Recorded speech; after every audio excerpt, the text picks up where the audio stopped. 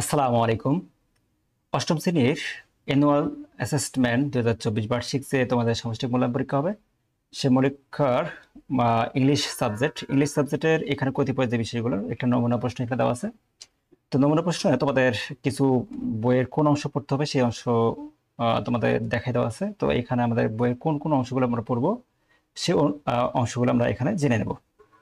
তো এখানে দেওয়া আছে তিনটা আমাদের চ্যাপ্টার, ইন্ট্রোডিউসিং সামওয়ান ফর্মালি। এখানে আমাদের যে পেজ নম্বর বইয়ের পৃষ্ঠা 79 থেকে 95 পৃষ্ঠা, এবং a hole in the fence, the fence এখানে 96 থেকে 116 পৃষ্ঠা, এবং লাইফ ইন দ্য ওয়ার্ডস এখানে এখানে দেওয়া আছে 117 থেকে 137 পৃষ্ঠা।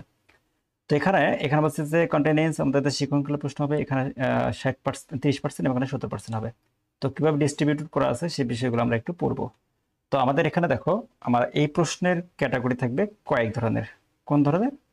যেখানে রিডিং মার্ক থাকবে 20 মার্ক, রিডিং মার্কের মধ্যে এমসিকিউ টাইপ থাকবে 5টি প্রশ্ন, শর্ট অ্যান্সার কোশ্চেন থাকবে 5টি প্রশ্ন, এবং তার প্রত্যেক মান হবে 2, এখানে 10 মার্ক। এখানে বলছে ট্রু ফলস থাকবে 5টি প্রশ্ন, প্রত্যেক মার্ক হবে 1 এবং থাকবে 5 মার্ক। তারপর মেসিং থাকবে 5টি, প্রত্যেক মার্ক হবে 1, এখানে থাকবে 5 মার্ক। তারপর সামারি রাইটিং আমাদের বলছে যে অ্যাপ্রিসিয়েটিং লিটারেসি টেক্সট, একটা লিটারেসি দেওয়া থাকবে বা পোয়েমের, সেই পোয়েম থেকে 20 মার্ক থাকবে। সেখান থেকে কি কি লিখতে হবে? সামারাইজ, আমাদের সেখানে সামারি লিখতে হবে। যেখানে একটা আইটেম থাকবে সেখানে মার্ক থাকবে 5, এবং লিখতে হবে identify the metaphors in the given poem, এখান থেকে মেটাফোর্স গুলো কি কি সেটা বের করতে হবে, সেখান থেকে থাকবে 10 মার্ক। তারপর বলছে দেখো গ্রামার অংশ থাকবে 30 মার্ক। গ্রামার অংশের মধ্যে কি কি দেওয়া থাকবে? ইউজিং কোহেসিভ ডিভাইস, তো সেখান থেকে 5 মার্ক, অর্থাৎ 5টি আইটেম থাকবে, প্রত্যেকটা আইটেমের মান 2, 5 দুগুণে 10 mark. Right form of verbs থাকবে, এখানে থাকবে 10 মার্ক, প্রত্যেকটা আইটেমের মান 1, এখানে 10, 5 দুগুণে 10, 10কে 10। ইউজিং নন ফিনিটস, অর্থাৎ ফিনিটস ভার্ব যেটা থাকবে সেটা এখানে 5 মার্ক, 5কে 5, প্রত্যেকটা মান 1। ইউজিং টাইম এন্ড অ্যাডভার্বিয়াল, এখানে থাকবে 5, তো 1 গুণ 5 অর্থাৎ 5 থাকবে। তারপর রাইটিং অংশে থাকবে আমাদের 30 মার্ক। তো 30 মার্কের মধ্যে রাইটিং সিভি থাকবে, এখানে 10 মার্ক, রাইটিং প্যারাগ্রাফ থাকবে সেখানে থাকবে 10 মার্ক, এবং রাইটিং ফর্মাল যেটা থাকবে সেখানে থাকবে 10 মার্ক। তো এই ছিল আমাদের বিষয়। এই বিষয়ের মধ্যে তো আমাদের একটা নমুনা প্রশ্ন দেওয়া আছে, সেই নমুনা প্রশ্নের উত্তরগুলো কেমন হবে সেটা আমরা একটু দেখব। তো এখানে একটা প্যাসেজ আমার উদ্দীপক দেওয়া আছে, the wise merchant and the golden grain. তো এইটা রিডিং, এই রিডিং এর উপর ডিপেন্ড করে এখানে পড়তে হবে। এটা পড়ার পর ডিপেন্ড করে আমাদের এখানে নৈবেত্তিক প্রশ্ন আছে। তো এখানে নৈবেত্তিক প্রশ্ন এরকম হবে, he was known for the generosity and fairness. What is the opposite word of the underlined? এইটা শব্দের অর্থ এখানে কি বোঝাইছে? এখানে সেলফ সেকিং না কাইন্ড না বিনভোলেন্ট না লেভিশ। তো এ ধরনের আমাদের প্রশ্ন থাকবে। দেখো আমরা দেখে নেই একটু। 3 নম্বর প্রশ্ন এরকম আমাদের নৈবেত্তিক, এটা নৈবেত্তিক সিস্টেম চলে গেল। তবে 2 নম্বরটা যদি বলা হয় যে write the answer following the question, এই যে আমাদের এখানে 5 দুগুণে 10 মার্ক, প্রত্যেকটা মান 2 করে, তাই না? তো এখানে 5টা প্রশ্ন দেওয়া থাকবে, 5টা প্রশ্নের মধ্যে আমাদের উত্তর দিতে হবে 5টারই, অর্থাৎ 5 দুগুণে 10। তারপর 2 নম্বর বলছে যে কোনো একটা বিষয় দেওয়া থাকবে, সেই বিষয়ের উপর ডিপেন্ড করে দেবে। এখানে বলছে read the text about the peaceful morning and the answer the question that follow. তো এটার উপর ডিপেন্ড করে আমাদের এখানে একটা ট্রু ফলস লেখা থাকবে। দ্য ট্রু ফলস 5টা থাকবে, 5টার মধ্যে আমাদের উত্তর করতে হবে 5টাই, এবং প্রত্যেকটা মান 1।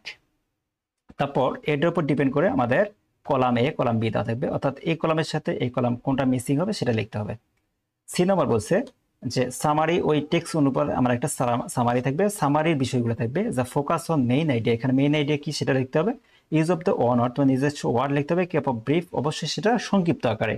মেইনটেইন দ্য অরিজিনাল মিনিং, অবশ্যই আমাদের অরিজিনাল যে মিনিংটা আছে সেটা যেন মেইনটেইন হয়, সেই অনুপাতে আমাদের একটা সামারি লিখতে হবে। প্রত্যেকটা মান হবে 5। তারপর এখানে বলছে here is the part of the poem, একটা পোয়েম দেওয়া থাকবে, এইটা শেইলি নামক একজন বিখ্যাত কবি লেখা। সে এই অনুপাতে আমাদের এখানে মেটাফোর, এবং মেটাফোর কেন হলো সেই বিষয়ে দেখো লাইন অফ দ্য পোয়েম, এই পোয়েমের লাইন নিতে হবে। কম্পেয়ারিং পার্সন অফ থিংস, এখানে কি বলছে, তারপর মেটাফোর কম্পেয়ার টু, এখানে মেটাফোরটা বের করতে হবে। রিজন অফ দ্য মেটাফোর্স, এই মেটাফোর্সটা কেন হলো সেই সম্পর্কে এখানে লিখতে হবে। তো এটা মার্ক আছে আমাদের কত?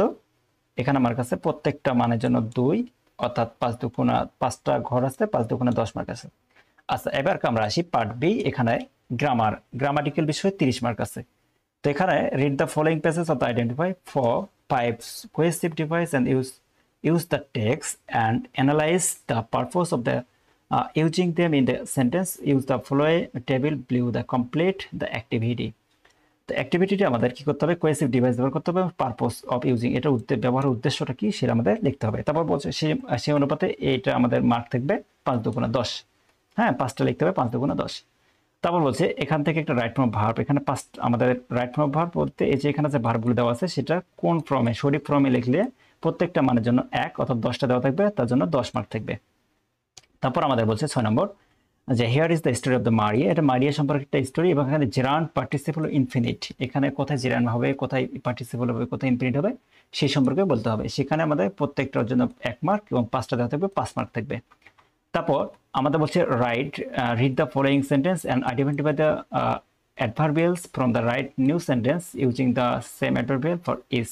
তো এখান থেকে আমাদের নতুন নতুন শব্দ ব্যবহার করতে হবে। আর পার্ট সি রাইটিং কথা বলছে, রাইটিংয়ে আমাদের থাকবে প্রথমে যে for the 8 or 10 learners should strictly follow the text book to develop their writing on the different issue.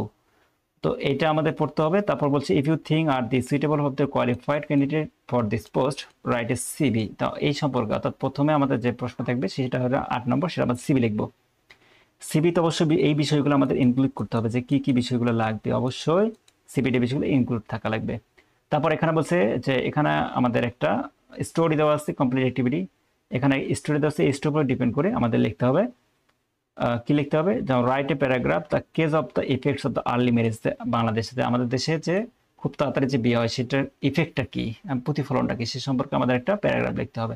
এবং 10 নম্বর বলছে the suppose you are Ratul and the short list of the creative on writing category of the national education week competition in this year in case, এই সম্পর্কে আমাদের একটা litre লিখতে হবে। তো এখানে আমাদের 10 মার্ক। তো এই ছিল বিষয়, ভালো থাকবেন, সুস্থ থাকবেন।